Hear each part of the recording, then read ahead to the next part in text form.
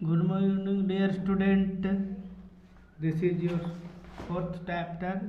In this chapter, we are learning about life in the equatorial forest region, and we have studied up to climate and natural vegetation of in that region.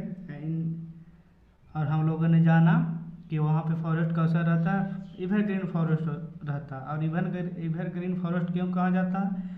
क्योंकि वहाँ पे variety of plants है जंगल में, जो कि leaf उनका जो पत्तियाँ होता है जो एक समय नहीं झड़ता है, सबका टाइम होता है, तो अलग अलग टाइम में झड़ता है। इसीलिए क्या होता है, जंगल हमेशा हरा रहता है, क्योंकि सबका अलग अलग टाइम है पतझड़ होने का। इसीलिए अगर जो एक वैरायटी का पेड़ का पत्ता झड़ता है तो दूसरे वैरायटी का पत्ता हरा ही रहता है। इसीलिए एवरग्रीन फॉरेस्ट बोला जाता है। और वहाँ पे कौन कौन सा यहाँ पे बहुत डिफ़िकल्ट होता है लोगों रास्ता बनाना, क्योंकि ये फॉरेस्ट क्या है, थिक है, घना है।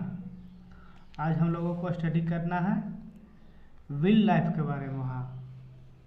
तो इक्वेटोरियल रीजन में क्या होता है, वहाँ पे वैरायटी ऑफ जो एनिमल का जो विविध प्रकार के होते हैं, अनेक प्रकार का एनिमल होते हैं। Due to variety of wild life Congo is called natural zoo of the world, क्योंकि वहाँ पर विविधता है, वैरायटी है एनिमल्स का, कई प्रकार का वहाँ कई स्पेसीज का एनिमल पाया जाता है। इसीलिए उसे कोंगो को हम क्या बोलते हैं, natural zoo of the world बोलते हैं। क्या बोलते हैं? Natural zoo of the world बोलते हैं, क्योंकि वहाँ पे बहुत सारा वैरायटी है, किसका है, विल्ड लाइफ का है। Various types of poisonous creatures, bird, butterflies, monkeys, gorillas, baboons and chimpanzees are found in this forest. और अनेक प्रकार का यहाँ पे जहरीला क्रिएचर पाए जाते हैं। क्रिएचर मतलब होता है जीव, जैसे चिड़िया हो गया, बटरफ्लाई हो गया, मंकीज हो गया, गोरिल्ला हो गया, इस यहाँ पे पाया जाता है। Many of the animals and birds live on the trees, और इनमें से बहुत सारा ऐसा एनिमल्स और चिड़िया हैं जो कि पेड़ पौधे पे रहते हैं।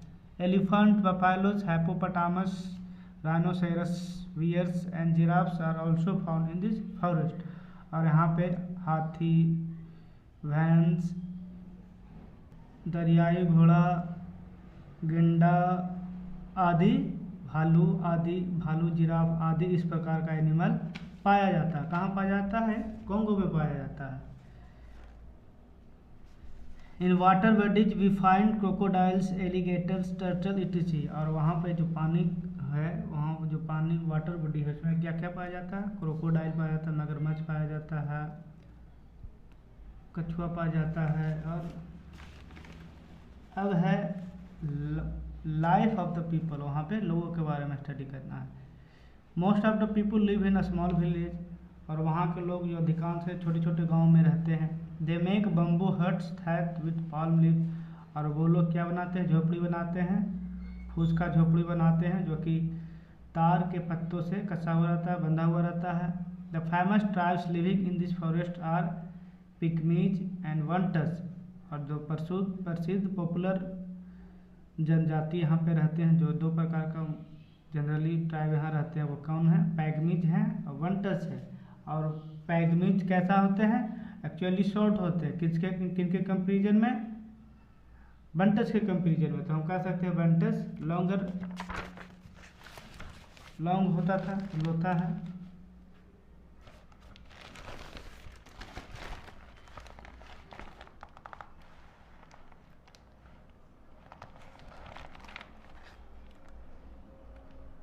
अब है दे हैड प्रिमिटिव लाइफ, चूँकि वो अधिकांश छोटे छोटे गांव में रहते हैं, उनका कैसा जीवन है? आदि जीवन है, मतलब जो पहले के लोग जीते थे, आदि मानव वाला। The main occupations are hunting, gathering and fishing. Since they led a life of primitive, so their main occupation is hunting, gathering. उन लोगों को क्या काम था? शिकार करना है, और गैदरिंग का काम करना था, इकट्ठा करने का काम था, और फिशिंग का भी काम करते थे। सम पीपुल प्रैक्टिस शिफ्टिंग एग्रीकल्चर, और कुछ लोग स्थानांतर खेती प्रैक्टिस करते हैं। एक्चुअली शिफ्टिंग एग्रीकल्चर क्या होता है, एक जंगल से दूसरे जंगल मूव करते हैं और जब तक दूसरे जंगल में जाते हैं, जब तक जहाँ पहले शिफ्टिंग खेती करते हैं वहाँ पे नेचुरली फर्टिलाइज हो जाता है। इसीलिए एक जगह से दूसरे जगह खेती करते थे जंगलों को काट कर। और जैसे आज यहाँ कर रहे हैं जंगलों को काट कर खेती, तो यहाँ पर कुछ इन टाइम के बाद यहाँ छोड़कर फिर दूसरे जगह जाते थे, फिर वहाँ जंगलों को काट कर या जलाकर खेती करते थे और फिर वापस आते थे, ताकि उतना समय में जो लैंड होता है, जो मिट्टी होता है, फर्टिलिटी दोबारा गेन करता है। इसीलिए शिफ्टिंग एग्रीकल्चर प्रैक्टिस किया जाता है। The clear a part of forest and grow vegetables maize groundnut banana cassava etc। और यहाँ पे ये सब क्रॉप्स ग्रो करते थे, उपजाते हैं। और कसावा यहाँ का जो प्रमुख फसल है, लोगों का फूड है, भोजन है वहाँ का। It is a root crop, अरे जनरली इसका हम रूट क्रॉप है, इसका रूट पोर्शन खाते हैं। और अब तो यह तक हम जान गए हैं कि यहाँ पे जो इसका रूट होता है, रूट पार्ट को क्या किया जाता है, सुखाया जाता है और उसको क्रश किया जाता है, बाद में उसको जिससे आटा बनता है, उसके बाद में उसको हम ब्रेड वहाँ बनाया जाता है कॉन्गो में। और यहाँ पे कुछ कैश क्रॉप्स भी है, जैसे टोबैको हो गया, रबर हो गया, कॉटन हो गया, ऑयल पाल्म हो गया, ये सब कुछ खेती किया जाता है, जिसको हम कमर्शियल एग्रीकल्चर भी कह सकते हैं, क्योंकि इसको डायरेक्ट मार्केट में सेल करके पैसा कमाने के पर्पज़ से किया जाता है। That's all for today. और मैं